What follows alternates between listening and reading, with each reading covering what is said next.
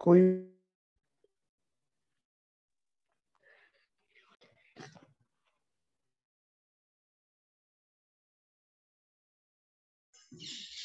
Good morning, beta. Can you all hear me? Ma'am yes ma'am good morning. Good good morning morning. Ma'am. बेटा जो अपने name है सही name डालो अपना जूम पे। आपका नेम सही नेम होना चाहिए और आईडी भी और सेक्शन भी। ठीक है, जिन बच्चों ने अपने वैसे ही नेम रख रखे हैं अपना प्रॉपर जो सही नेम है आपका वही उसमें फिल करो, एडिट करो उसको।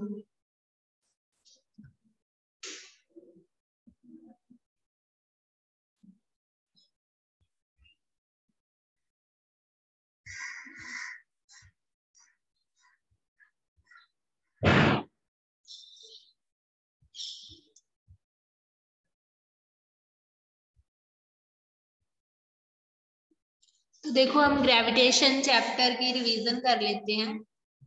आपका ऑरल टेस्ट हो जाया करेगा और हम रिवाइज कर लेते हैं सारे चैप्टर। सिलेबस तो आपका कंप्लीट हो ही गया था, अभी हम उनको रिवाइज कर लेते हैं। ठीक है, ओके मैम। हाँ रिस्पॉन्स दो बेटा, आवाज आ रही है ना सबको? Ma'am yes. तो देखो ग्रेविटेशन वर्ड, सबसे पहले तो ग्रेविटेशन का मीनिंग ही क्या है हमने यही स्टडी किया था। ग्रेविटी जो है वो सबसे ज्यादा बेसिक फोर्स है और मोस्ट इम्पॉर्टेंट फोर्स है पूरे यूनिवर्स में। इसका बहुत इम्पॉर्टेंट रोल है, इसी की वजह से हम अर्थ के ऊपर स्टैंड कर सकते हैं। जब कोई भी चीज अर्थ के ऊपर खड़े हो सकती है बिकॉज यहाँ पे क्या है, ग्रेविटी है।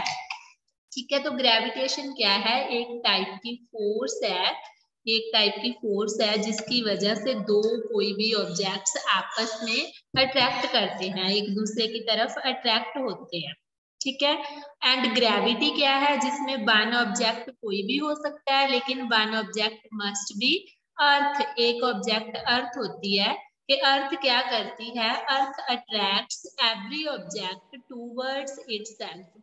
कोई भी नॉन लिविंग थिंग्स है या लिविंग थिंग्स है, सबको क्या किया हुआ है, अर्थ ने अपनी तरफ अट्रैक्ट करके रखा हुआ है। इसीलिए हम अर्थ के ऊपर स्टैंड कर सकते हैं, सिट कर सकते हैं। तो वो क्या है, ग्रेविटी की वजह से है। तो ग्रेविटेशन का मतलब क्या है, gravitation is the force of attraction between two objects in the universe. के पूरे यूनिवर्स में कोई भी दो ऑब्जेक्ट्स के बीच जो फोर्स ऑफ अट्रैक्शन होती है उसको हम क्या बोलते हैं, ग्रेविटेशन। उसके बाद ग्रेविटेशन का कॉन्सेप्ट किसने डिस्कवर किया था, न्यूटन ने। उसने बहुत सारे एक्सपेरिमेंट्स किए, उसके बाद उसने सब कुछ प्रूव कर दिया और उसके ऊपर मैथमेटिकल इक्वेशंस बना दी। एक बनाया उसने यूनिवर्सल लॉ ऑफ ग्रेविटेशन। कोई भी चीज अगर एक्सपेरिमेंटली एंड मैथमेटिकली प्रूव हो जाए तो वो लॉ बन जाती है।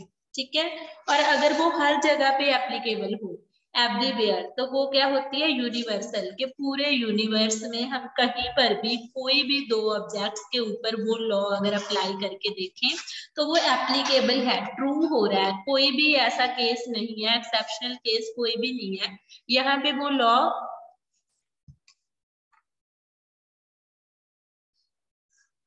यहाँ पे वो लॉ क्या है, वैलिड ना हो।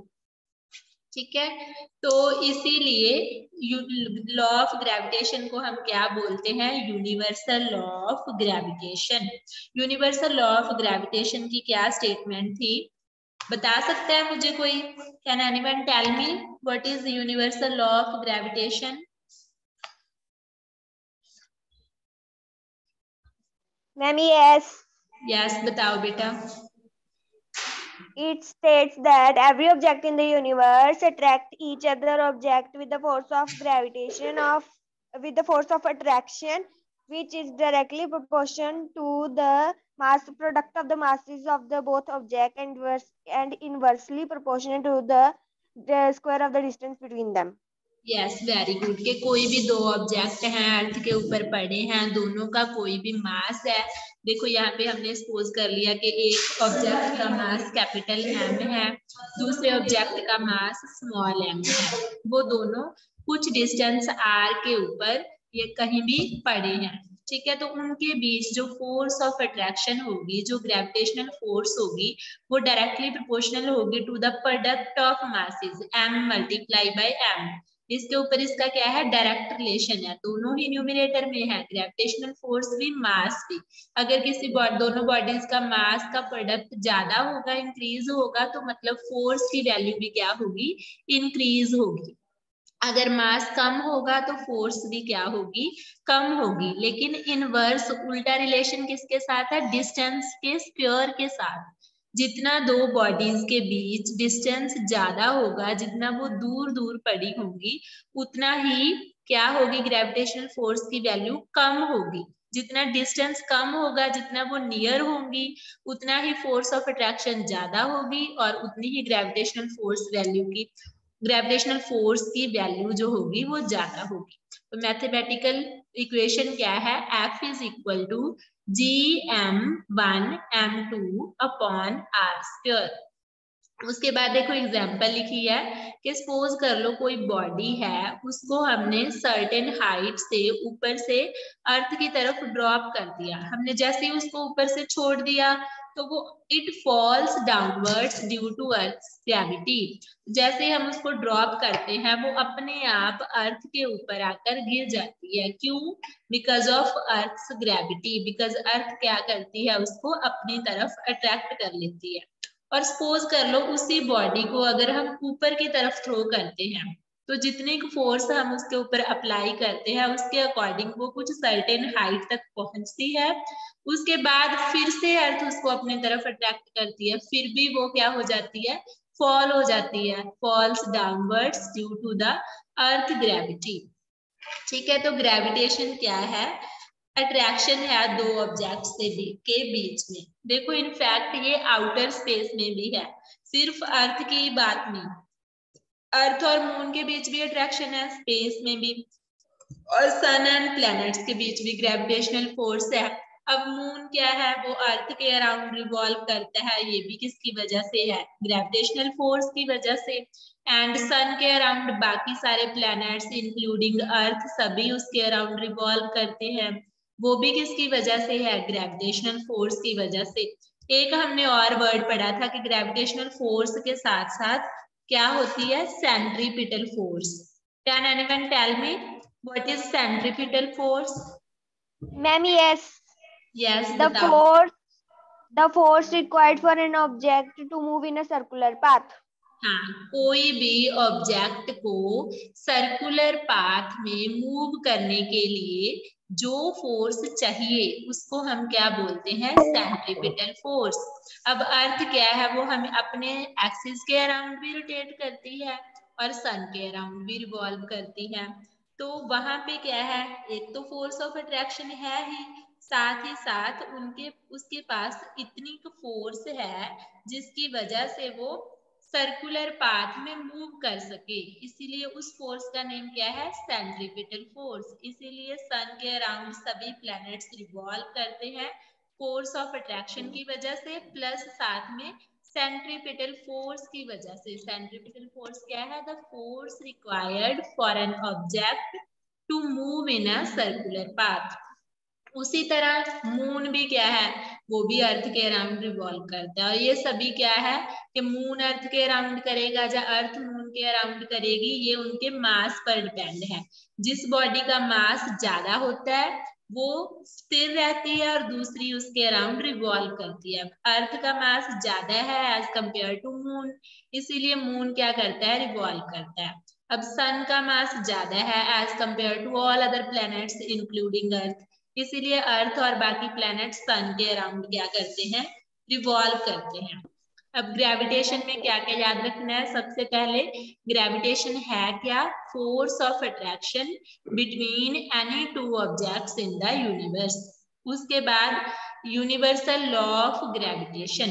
यूनिवर्सल लॉ ऑफ ग्रेविटेशन जो है उसका नेम जो है वो यूनिवर्सल क्यों है? Universal law of gravitation. Law तो ये इसीलिए बना बिकॉज न्यूटन ने सब कुछ प्रूव कर दिया कि जो भी उसने थिंक किया था और प्रेडिक्ट किया था एक्सपेरिमेंटली भी प्रूव कर दिया और साथ ही साथ मैथमेटिकली भी, इसीलिए ये बन गया लॉ ऑफ ग्रेविटेशन। और साथ में वर्ड यूनिवर्सल लगाया है बिकॉज ये applicable to all, every two objects के ऊपर ये क्या है? एप्लीकेबल है। उसके बाद इसकी जो स्टेटमेंट है वो भी याद रखनी है। स्टेटमेंट के अकॉर्डिंग क्या है? फोर्स किसके इक्वल होती है?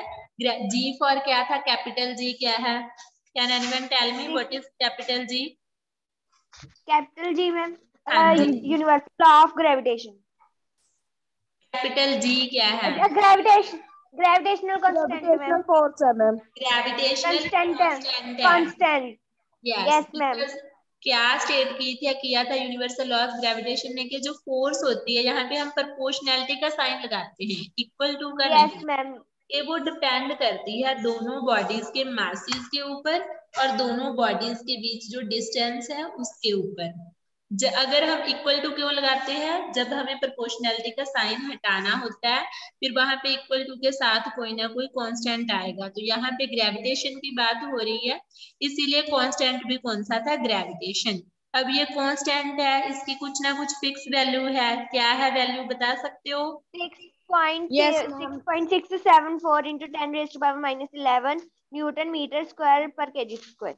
Yes, very good. 6.67 into उसके बाद 10 raised to power minus 11 फिर newton per metre square newton metre square per KG square. Yes, तो ये है जी की वैल्यू, तो आपको ये याद रखना है। उसके बाद सेकंड थिंग आ गया था ग्रेविटी के बारे में। हमने एग्जांपल स्टडी की कि अगर हम कोई चीज ऊपर से ड्रॉप करते हैं तो वो भी ग्रेविटी की वजह से नीचे ही फॉल होती है। अगर हम नीचे से ऊपर की तरफ थ्रो कर दें फिर वो भी कुछ हाइट तक पहुंचती है, उसके बाद वो भी नीचे ही फॉल हो जाती है। क्यों होता है? ये ग्रेविटी की वजह से। अब जो ग्रेविटेशन का लॉ है वो सभी जगह एप्लीकेबल है, इनफैक्ट वो आउटर स्पेस में भी एप्लीकेबल है। आउटर स्पेस कैसे? जैसे earth and moon and sun and planet. उसके बाद बात कर रहे हैं हम ग्रेविटी की। अब ग्रेविटी क्या है? एक नेचुरल फोर्स है that pulls all objects towards the center of the earth. अर्थ क्या करती है? हर एक ऑब्जेक्ट को अपनी तरफ अट्रैक्ट करती है। और ये क्यों होता है? अर्थ के पास एक नेचुरल फोर्स है, हर एक प्लेनेट के पास है, मून के पास भी नेचुरल फोर्स है। वो भी अगर हम मून पे जाते हैं तो हम वहां पे भी क्या है? अट्रैक्ट होंगे। क्यों? बिकॉज मून की भी अपनी ग्रेविटी है, बस वैल्यू क्या है? अलग अलग है। उस नेचुरल फोर्स की वैल्यू प्लैनेट्स के अकॉर्डिंग चेंज हो जाती है। मून की ग्रेविटी अलग है, अर्थ की ग्रेविटी क्या है? अलग है। अब ग्रेविटी के एप्लीकेशंस क्या हैं? देखो इसने सभी स्टार्स को इकट्ठा होल्ड करके रखा है। मून क्या करता है? ऑर्बिटिंग करता रहता है, कीप्स। वो भी किसकी वजह से है? ग्रेविटेशनल फोर्स की वजह से। हमने काफी सारे एप्लीकेशन स्टडी किए थे। उसके बाद जितने भी गैलेक्सीज हैं बिलियंस ऑफ ईयर से वो एक दूसरे के साथ बाइंड हुए हैं। अब जो प्लैनेट्स को प्रिवेंट भी करता है एटमॉस्फेयर में लूज होने से, वो भी क्यों? वो भी ग्रेविटी की वजह से है कि वो रोटेट ही करते रहते हैं, वो गायब नहीं होते। क्लियर है बेटा इतना सबको? Ma'am yes ma'am. उसके बाद देखो, उसके बाद हमने ग्रेविटी निकाली भी थी। अब जो ग्रेविटी की फ्री फॉल, एक मिनट,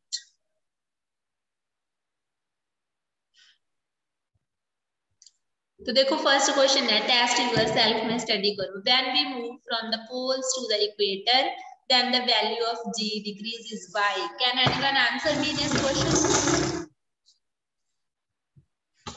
कि अर्थ में अगर हम पोल्स से इक्वेटर की तरफ जाते हैं तो जो स्मॉल जी है, स्मॉल जी क्या है, acceleration due to gravity, gravity की बात कर रहे हैं, वो डिक्रीज हो जाती है। क्यों? हमने एक फॉर्मूला किया था जी का, याद है किसी को? स्मॉल जी का मैम? हाँ जी, स्मॉल जी का जी रिलेशन हाँ जी, G M upon R square, G M square upon, G M square नहीं था ना, upon R square, G M upon, upon R square. Yes. यहाँ पे जी क्या था हमारे पास, ग्रेविटेशनल कांस्टेंट, कैपिटल एम क्या था, mass of mass of earth, the R क्या था, radius of earth. Radius of earth. अब अर्थ क्या है, देखो वो बिल्कुल गोल तो नहीं है, उसकी शेप तो ओवल है, उसके पास पोल्स एंड इक्वेटर है ना। तो अगर हम पोल्स का रेडियस देखें तो वो तो कम है ना as compare to the equator.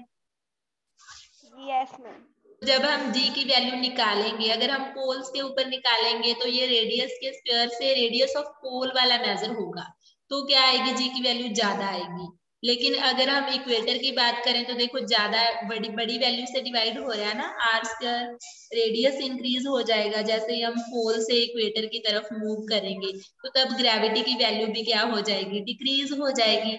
ये इस रिलेशन की वजह से है कि जैसे ही हम पोल से इक्वेटर की तरफ मूव करते हैं तो जो रेडियस की वैल्यू है वो चेंज हो जाती है, वो इंक्रीज हो जाती है पहले से।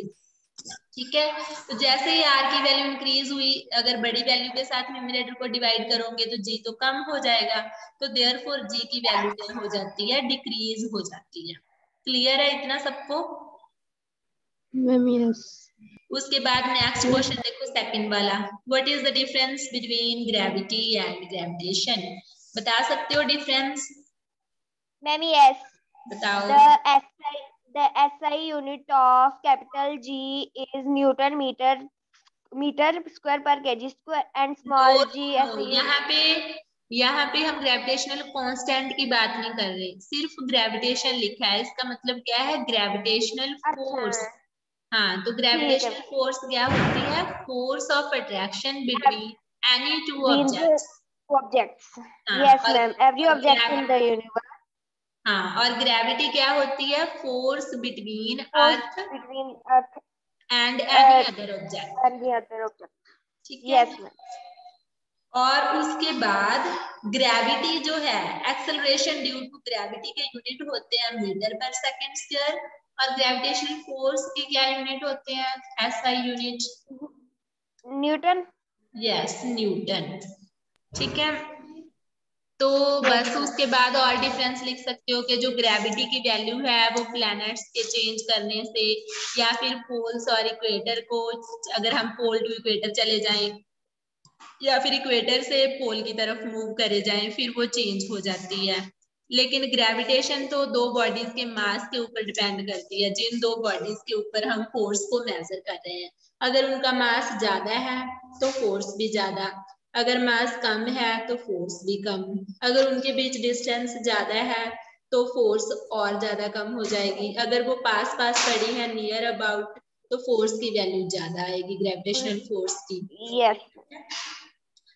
उसके बाद देखो third question, universal law of gravitation, inverse square law, all bits of matter attract all other bits of matter. ठीक है, तो ये तो बस हमने ये क्वेश्चन, ये वाली स्टेटमेंट देखो, यहाँ पे इनवर्स स्क्वायर लॉ ही तो है, ये डिस्टेंस के Yes, स्क्वायर ma'am. पर इनवर्सली डिपेंड है। ठीक है, और ये भी हमने किया कि कोई भी मैटर है उसके सभी बिट्स किसी और मैटर के दूसरे बिट्स को क्या करते हैं, अट्रैक्ट करते हैं। ठीक है, और स्टेटमेंट लिखी है कि every object in the universe attracts every other object with a force which is directly proportional to the product of the masses। देखो इसको, देखो डायग्राम को, एक ये बॉडी है, ये थोड़ी बड़ी शो की है, ये स्मॉल है, इसका मास स्मॉल एम कंसीडर कर लिया, इसका कैपिटल है, इनके बीच डिस्टेंस क्या है, स्मॉल डी, दोनों ही एक दूसरे की तरफ क्या हो रही हैं, अट्रैक्ट हो रही हैं। यहाँ पे क्या है, ये भी इस तरफ अट्रैक्ट हो रही है, ये भी फोर्स ऑफ अट्रैक्शन है, और जो फोर्स ऑफ अट्रैक्शन है उसी को हम ग्रेविटेशनल फोर्स बोलते हैं, according to the universal law of gravitation. कोई भी ऑब्जेक्ट जो यूनिवर्स में हो वो दूसरे ऑब्जेक्ट को अट्रैक्ट करता है एक फोर्स के साथ, जिस फोर्स के साथ करता है वो क्या होती है, directly proportional to the product of the masses, दोनों के मासेस को डायरेक्टली प्रोपोर्शनल है, and inversely proportional to the square of the distance between them. तो ये स्क्वायर ऑफ द डिस्टेंस है और प्रोपोर्शनलिटी का साइन हटा के हमने कांस्टेंट लगा दिया। कांस्टेंट क्या है, कैपिटल जी। कैपिटल जी को हम क्या बोलते हैं, ग्रेविटेशनल कांस्टेंट। देखो उसकी वैल्यू भी लिखी है, एग्जैक्ट वैल्यू क्या है 6.673 into 10⁻11 Newton metre square per KG square. और जो ऐसा यूनिट है वो भी यहीं से हमने कैलकुलेट किए हैं। यहीं से कैसे, देखो अगर जी के यूनिट निकालने हो तो हम कैसे निकालेंगे, यहाँ से जी इसी साइड रह जाएगा, इधर वाली साइड क्या बन जाएगा हमारे पास, F multiply by T square upon capital M and small M. Yes, capital M and small M, और इस इक्वल टू किसके आ गया ये हमारे पास, कैपिटल जी के। अब इसके अगर यूनिट लिखो, देखो फोर्स के यूनिट आपको पता है न्यूटन और डिस्टेंस स्क्वायर तो metre square. Yes, newton metre square. और हाँ जी, दो मासेस हैं मैम, दो मासेस हैं तो केजी मल्टीप्लाई बाय केजी, तो केजी इंटू केजी का क्या बन जाएगा, केजी स्क्वायर। तो क्या बन, हाँ जी, तो ऐसा यूनिट क्या बन गया, Newton metre square per KG square. और उसके बाद देखो वो भी, ये हमने ऑलरेडी कर लिया कि जो ग्रेविटेशनल अट्रैक्शन की वैल्यू है दोनों ऑब्जेक्ट्स के बीच, वो दो फैक्टर्स के ऊपर डिपेंड करती है। फर्स्ट तो how big the objects are, how much mass they have, मतलब कितने बड़े ऑब्जेक्ट है, उनका मास कितना है। जितना ज्यादा मास होगा उतनी फोर्स भी ज्यादा, जितना कम मास होगा उतनी फोर्स भी कम। और सेकंड फैक्टर क्या है, how far apart they are, उनके बीच डिस्टेंस कितना है, कितना ज्यादा है और कितना कम है। क्लियर है बेटा? Ma'am yes. यस। ओके,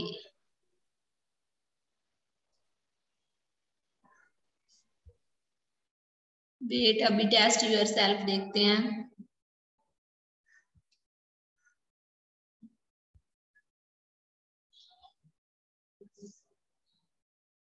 देखो टेस्ट योरसेल्फ में फर्स्ट क्वेश्चन है, what is the difference between gravity and gravitation.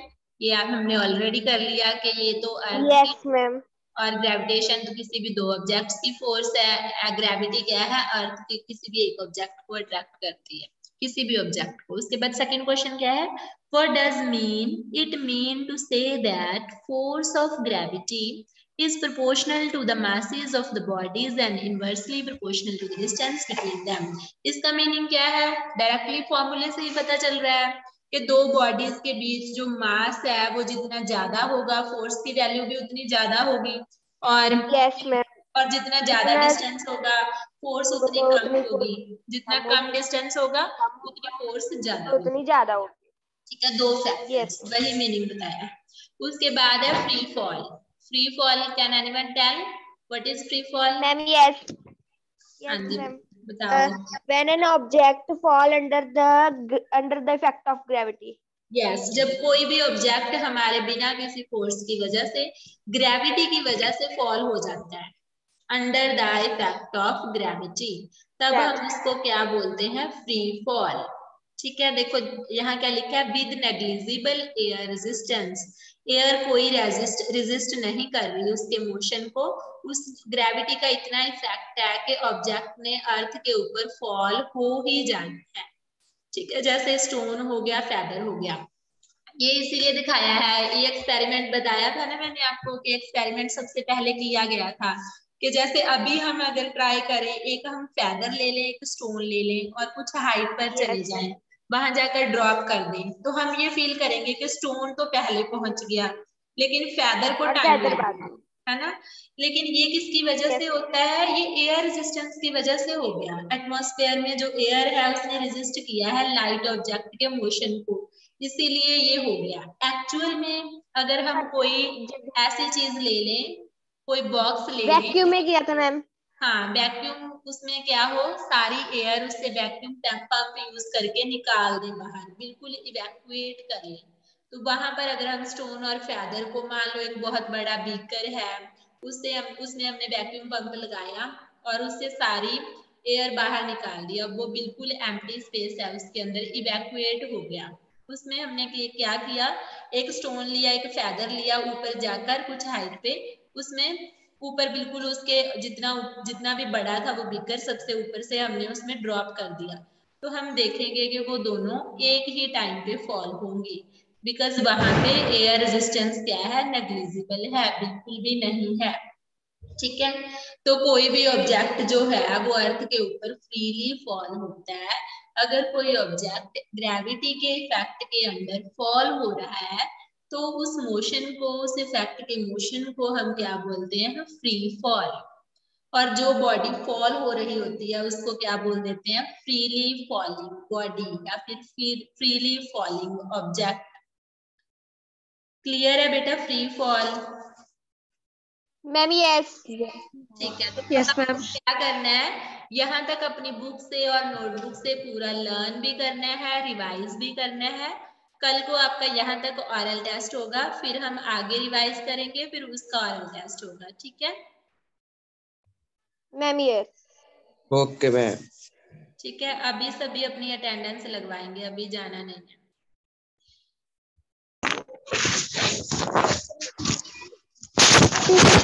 बेटा म्यूट करो सभी खुद को, म्यूट। जिसका मैं नेम बोलूंगी सिर्फ वही बोलेगा।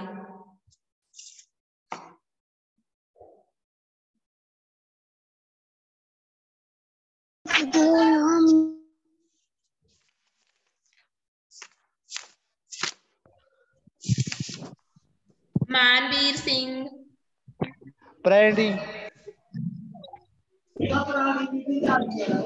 Komalpreet Kaur, present ma'am. Manjot Kaur,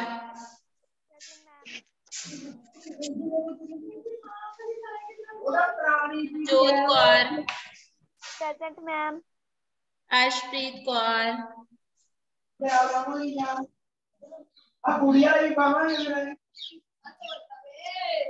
present ma'am. Gursangat, present ma'am. Arshpreet Kaur हो गई। Present ma'am. दो अर्शप्रीत है ना? Ma'am yes. Jashandeep Kaur, present ma'am. जिनकी हो गई attendance they can leave. Khushpreet Kaur, present ma'am. Kiranpreet Kaur, Kiranpreet Kaur, Komalpreet Kaur, Komalpreet Kaur, 9th Tulip Jasmine दोनों। Present ma'am. कोई और बच्चा? Pushpinder Kaur, present ma'am. Pradeep Singh, present ma'am.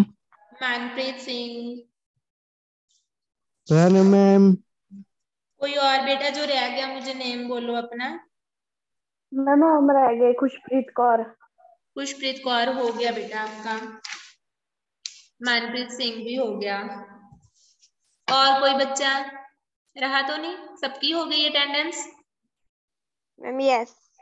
Okay बेटा, you can leave now, revise कर लेना। Okay ma'am.